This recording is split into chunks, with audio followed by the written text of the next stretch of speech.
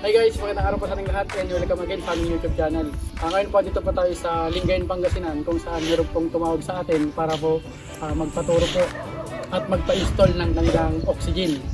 Halika po at ipapakita ko po yung mga gagamitin at yung mga gagawin po namin.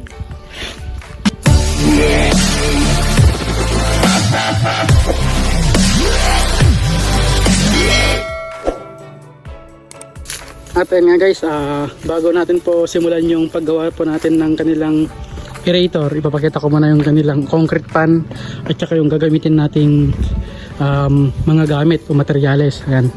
Dito po sa una, meron silang 5x8 meters na concrete pan na tumataas po ng 1.2 meters. Ayan. Tapos dito naman po sa pangalawa, ganoon din po yung sukat. Tapos yung pangatlo, tsaka yung pang-apat, ganoon din. Yung kanilang drain ay ganito po. Nasa ilalim po yung pinaka-drain nila. Tapos ito yung overflow na hindi na po sila naglagay ng 50%. Ayan. Tapos yung sa drain po nila na nasa gitna po. Ayan. Meron po silang 4 na rectangular tapos isang circular. Ayan. Yun po yung kanilang concrete pan. Ayan. Ipapakita ko po natin lahat yan. Yan. Tapos yung mga gagamitin po nating materyales ay syempre ito po yung PVC na 1.5 at saka yung DDoS. Ang gagawin po natin dito ay yung ginagamit po natin na karamihan ay yung air compressor, pero ngayon po ang gagamitin namin dito yung medyo mas malaki, yung LP200. Ayan. Tara guys, ipapakita namin yung gagawin namin para po kung sakaling gusto nyo pong gayahin, pwede nyo pong gayahin. At ayan nga guys, ito na po yung mga gagamiting materyales. Meron tayong PVC na DDoS, tapos yung may liit yung 1/2, tapos yung in-out na para dito. Yan. Para ang purpose nito ay yung sa hindi mapilit yung hangin o hindi mahirapan yung hangin na lumabas. Yan. Tapos meron tayong butane. Tapos itong lock. Ang gagawin naman nito, yung tulong nito para dun sa controller ng hangin kung gaano kalakas at gaano kahina yung gusto nyo. Siyempre itong mga to yung pang sa pipe para sa pagdugtong, itong mga to. Yan. Tapos ito naman yung mga para sa pader. Yan. Yan po yung mga gagawin po natin. Ang gagamitin po natin dito, yung oxygen ay yung LP200. Ayan guys, papakita namin yung gagawin namin. Lahat kung gusto nyo manggayahin, pwede. At ayun nga guys, nag-umpisa na po kaming gumawa. Step by step po namin ipapakita yung gagawin po namin para po kung sakaling gusto nyo manggayahin ay masundan nyo po. At ito yung mga kailangan po natin. Barina, syempre yung mga yan. Yan. Tapos yung LP200, yung butane, mahalaga din yan para po sakaling masikip yung PVC, pwedeng lumuwang. Yan. At ayun nga guys, simulan na po namin yung gagawin po namin hanggang sa matapos. Step by step po natin i-video. Ayan. At ayun nga guys, update po tayo dito sa ginagawa namin. Halos may 2 oras din po ata to. Ayan. Naka-install na po kami hanggang doon sa dulo, hanggang dito, tas ito. Ayan. Tas yan. Doon sa kabila hindi pa po kami nakapag-install kasi po may tubig pa. Ayan. Yan po yung kanilang concrete pan. At try natin. At nga guys, susubukan po namin kung paano yung ng hangin. Yan. Isaksak mo.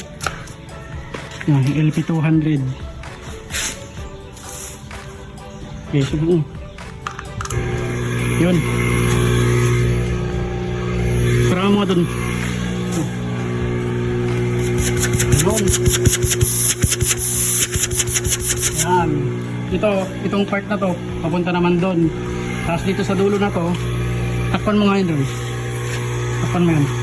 Pag yun naman ang tinakpan, ito naman yung hangin. Yan. Yan.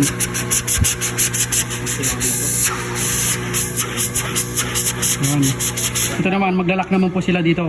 Yan, papunta naman doon. Yan, mamaya pag natapos namin to, syempre bukas na po matatapos to. I-update ko na naman po kayo dun sa pinaka finish na nagawa po namin.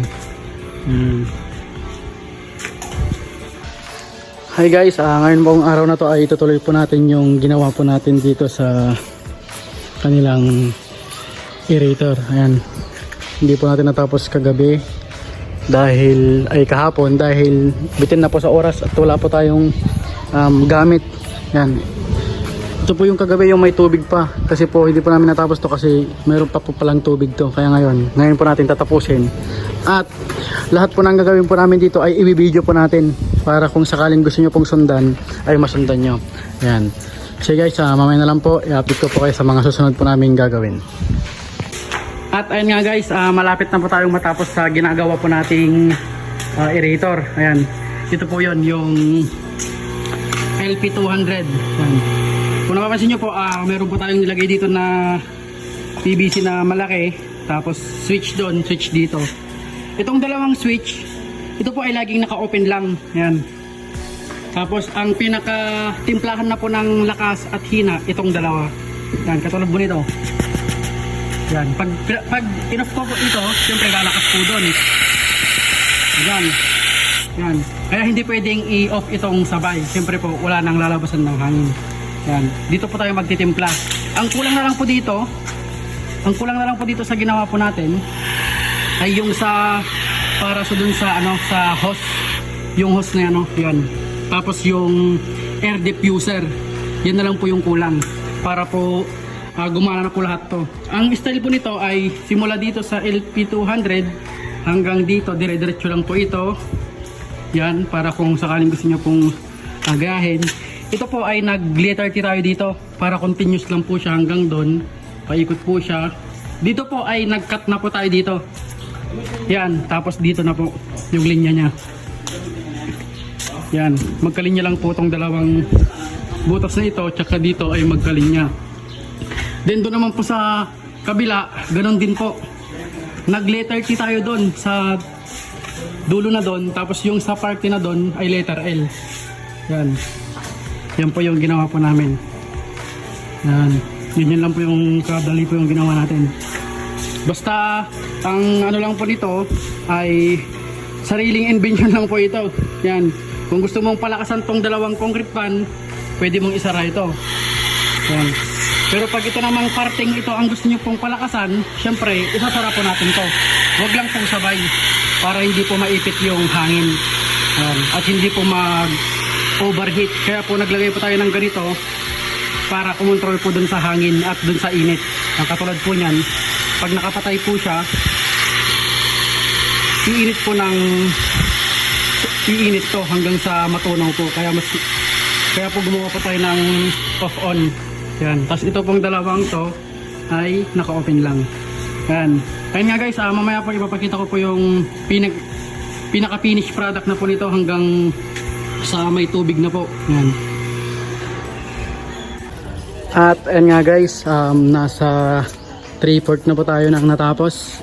Itong isa lang muna yung gumagana dahil po nabitin po tayo sa gamit, yung sa mga hose tsaka sa mga air diffuser. Hindi po natin na kompleto. Pero yung mga dito, yung mga PVC na pipe, nakakabit na po lahat. Maglalagay na lang po tayo ng hose tsaka yung mga kung ano pang mga kulang. Tapos dito naman po, syempre dito po nakapisto yung L200. Papunta po siya dito. Kasi mayroon pa po silang bilog dito kung saan ginawa rin po natin yan. Yan. Ganyan po yung style niya po yan na buo. Yan. Ipapakita po natin yung buo. Kaya sa mga gusto pong gayahin po itong setup na to, kung sakaling gusto nyo man po yung ganitong aerator, pwede nyo pong gayahin. So yun naman guys, antayin nyo po yung part 2 ng ating vlog kung saan all in po ay step by step po natin ipapakita yung mga ginawa po natin. So yun naman guys, maraming salamat po sa panood ng video nito. Kung bawa pa lang sa aming channel, don't forget to click subscribe button and notification bell para laging updated sa sunod pa naming videos. Thank you!